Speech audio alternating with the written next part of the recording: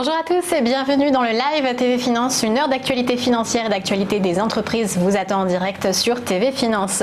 Nous sommes le vendredi 11 octobre et tout de suite on regarde le programme de cette matinale. On commencera l'émission avec toujours plus d'innovation, des Fab Labs en kit. C'est ce que propose l'entrepreneur Oleg Leclinch.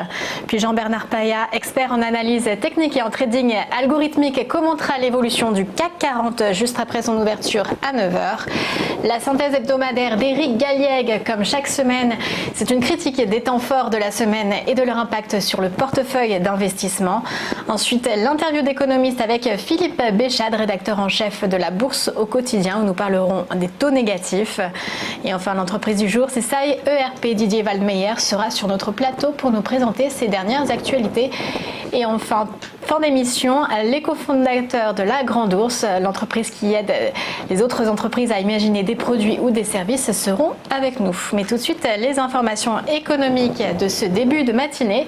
Et dans l'automobile, d'abord, c'est un conseil d'administration de Renault qui se réunit ce matin afin de se prononcer sur la gouvernance du groupe, a annoncé le constructeur automobile français dans un communiqué publié hier.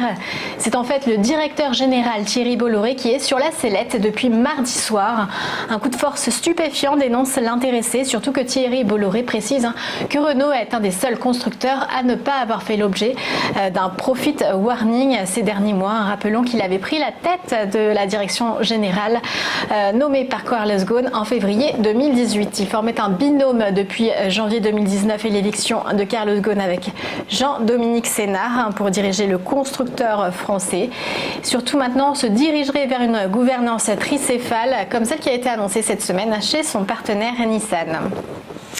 Publicis déçoit et l'annonce en anticipation. Le groupe de communication publicitaire a publié hier soir et non pas mercredi prochain comme prévu ses résultats nets trimestriels. Une hausse des 17,3%, mais surtout attribuable à l'intégration d'Epsilon depuis le 1er juillet.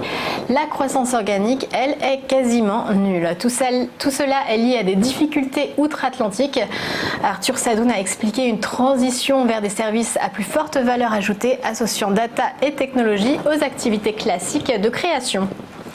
Et enfin, Dyson ne commercialisera pas de véhicules électriques. L'entreprise spécialiste de l'aspirateur de l'inventeur britannique James Dyson renonce à fabriquer des voitures électriques, estimant que le projet ne peut pas être rentable à long terme.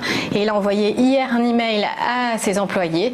Notre équipe automobile chez Dyson a développé une voiture électrique fantastique, mais nous ne voyons plus comment la rendre commercialement viable, explique l'inventeur. Des innovations resteront cependant dans le groupe, comme des avancées sur les batteries, les capteurs ou encore le machine learning.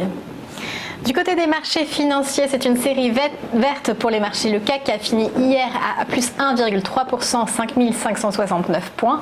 Aujourd'hui, Donald Trump devrait rencontrer le vice-premier ministre chinois Liu He à Washington. C'est le principal intéressé en charge des négociations côté chinois.